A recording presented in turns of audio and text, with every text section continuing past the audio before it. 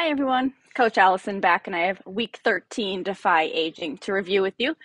Okay, this week there's one circuit with 7 stations, but there's actually kind of 14 exercises. So let me explain what I mean by that. So each station is made up of sort of 2 exercises done back to back, kind of a little superset.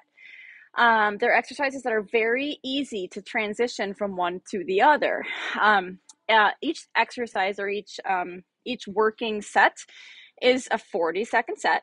So at the 20-second mark, you're going to switch from that first exercise to the second. This will make sense when I'm doing the demonstrations of the exercises. So again, 7 stations for 3 rounds. Everything is timed 40 seconds on, 30 seconds off. So you'll have that 30-second rest from one station to the next.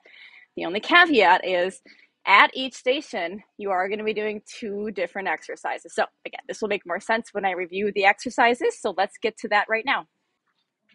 Station 1 is jump squats, 2 squats. Yes, jump squats, right into squats. So as you can see, it's a very smooth transition from one exercise to the next. So for the first 20 seconds of the 40-second set, you're going to do jump squats. And to remind you, jump squats is just what it sounds like. You'll go into a reminder of a regular squat is sinking those hips down and back. So you're not sinking like this, keeping your body tall and letting those knees come forward, but instead hinging slightly at your hip, well, hinging quite a bit actually, at your hip, keeping your chest tall, but you do have some forward lean. But see how my back is straight, meaning I'm not rounding my back. So so jump squat, come up with a little jump. You don't have to jump high. As you can watch my feet, they're only going to be coming off the floor a little teeny tiny bit. That's okay. And you can jump higher if you like. Just getting that little bit of jump. My arms are kind of working as a little bit of momentum. You're going to be getting that burn right here in those thighs. So another option for that, to take out the impact. Jump squats, if done correctly, the impact is actually pretty minimal. If you keep them moving like this continually, it's very gentle.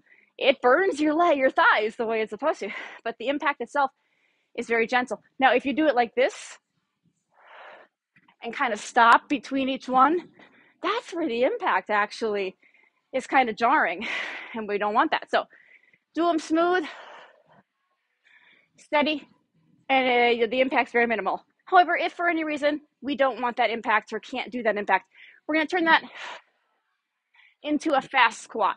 So you're adding some speed, but taking out the jump. So there's 2 options there, but whatever option you pick, that's the first half of the set. At the 20-second mark, your coach is going to yell halfway, and then you switch to normal speed, no jump, slow and steady. So it'll look like this. I'm not going to do the full 40 seconds because we got to get this going. 20 seconds to this. 3, 2, 1. Okay. So that kind of helps you to understand how that 2 exercises at one station goes. And it also demonstrates those 2 movements. Let's move on. Hammer curl to a 90-degree bicep hold. So a hammer curl is just a different way of doing a bicep curl, referring to the different position of the hands. So we're keeping those palms turned in, meaning we're not turning the palms up like this. Okay, so that is the hammer bicep curl. So for the first 20 seconds, you're going to do this. Watch out for, no swinging the arms back. Also, make sure you're not stopping short, doing little baby curls. Let the arms come all the way down. Halfway through the set, your coach is going to yell halfway, and you are going to hold. We're also going to hold halfway. That's kind of ironic. But you're holding at 90 degrees, meaning a 90-degree bend in your elbow.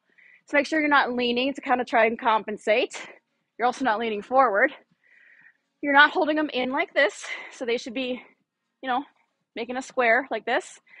What else? Not holding them too high. Not holding them too low. This is less than 90 degrees in the elbow. This is more than 90 degrees, so we want 90. I know, I'm so picky, aren't I? Sheesh. Nah, we just want to do it right. Anyway, so that is station 2. Bent over band row to band side step. So you'll have a band at this station. All right, you're going to step on it. Please have this set up and ready to go before your coach yells 3, 2, 1, go. So for the first part of this one, you're going to have the band crossed, palms turned in towards one another. We haven't done this one for a while. So you're gonna come into that 45-degree forward fold, back nice and flat. Notice how my hips are back, so I'm not simply leaning forward like this. See the difference between that and this? Okay, there's a slight difference.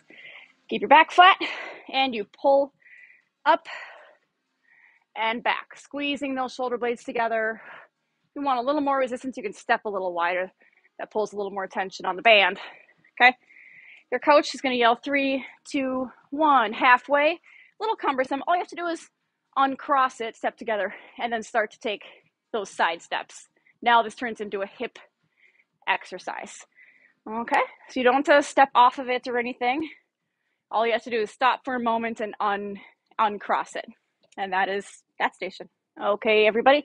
So this station is going to be a battle rope to a jumping jack. All right. I'm going to let your coach pick which variation of a battle rope one they want to do with you when the time comes. So it'll be a surprise for you this week when you are in your sessions at this one. But just for an example's sake, I'm just going to do kind of a standard double arm up and down. So you'll be doing this for 20 seconds. At the 20-second mark, your coach will yell halfway. You're just going to drop them, step back, and go into either a standard jumping jack, or, we can always do the step jack option to remove the jump and the impact. Okay? So that's our battle rope jumping jack station. Okay, next station, a high plank to a low plank. So that means going from hands down to elbows or forearms. My hair. So you'll be like this on the hands. Guess I should switch from the side. Okay. And of course, you can always do a knee version. If you're doing the knees, make sure your kind of hips are, oh my goodness. Hips are kind of level, so we're not up in just a tabletop, right? This isn't, when you're in just a tabletop, you're not working those core muscles. So like this, or again, like this. Whoops. Having issues once again with this darn, I think I need to invest in a new phone holder. Okay, my goodness, that happened last week too. All right, so halfway in mark, you're gonna come down to a forearm plank. So if you're doing a toe plank in the high one like this, totally fine to sort of put the knees down for a second to get yourself situated on the elbows, and then pop back up to the toes. That's fine. If you're doing the knees already, see if you can maybe just come on down. Just keep that plank position. All right. It's a challenging transition. Give it a try. You can do both of those planks up on a bench. So your coach will have an inclined surface on the turf at the station for anyone who is staying off the floor for this station. Single arm chest press. You do want the knees bent for this. That just gives you some lumbar support. Has nothing to do with the chest press itself. This one's not too tricky. All we're doing is switching arms halfway through for this. So we'll do our chest press, bring the elbow, the upper part of the arm all the way down to the floor between each rep, and then halfway through, carefully toss it on. Well, don't toss it. Poor choice of words. Bring it over to the other side and continue on the other side. So nothing fancy, not switching actual exercises on this one. We are switching only the sides. Anyone staying off the floor, your coach is going to wheel an incline bench into the space for you. So you'll be kind of at a reclined, like an incline, and you'll be able to do the same exercise. You'll be up on an incline instead of on the floor. Okay, and the last station, bird dog to cat cow. So two kind of spine, core exercises. What did I say? Bird dog. So tabletop position to start. Hands directly under shoulders. What I mean by that is hands aren't kind of out in front of the shoulders. That's very important. And then knees directly under hips. And what I mean by that is they're not way back there.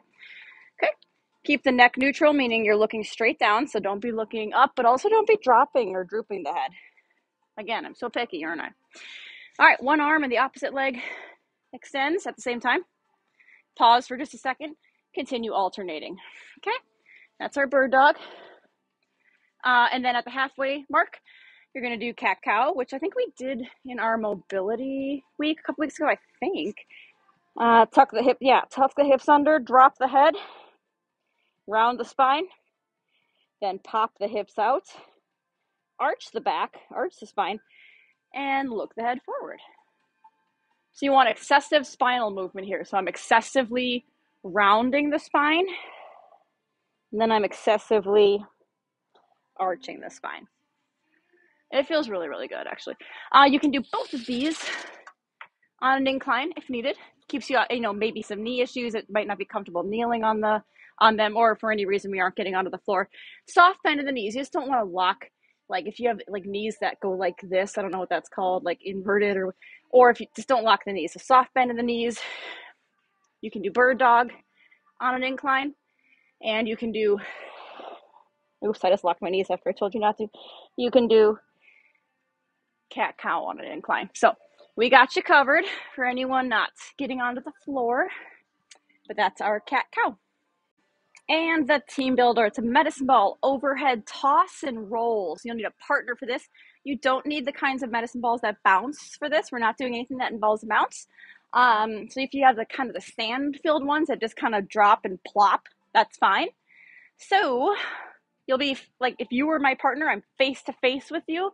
Be a good distance apart though, because So you do one toss, overhand toss. So we're not doing an underhand. You're going straight up over your head. So if you were to shoot a basketball, so you're doing an overhand toss, like, oh, don't trip on anything, like this, catch it, and then you're doing an underhand roll, like a kid kind of learning how to bowl. Like, I'm just going to do one of these because I don't have a partner. Underhand roll to your partner. Oh, it came back to me. That was cool. And they're going to pick it up like this, bring it up to their chest, overhead toss, and roll back to you. So you get it. Continue doing that for 60 seconds. All right, everybody, that's week 13. See you back next week.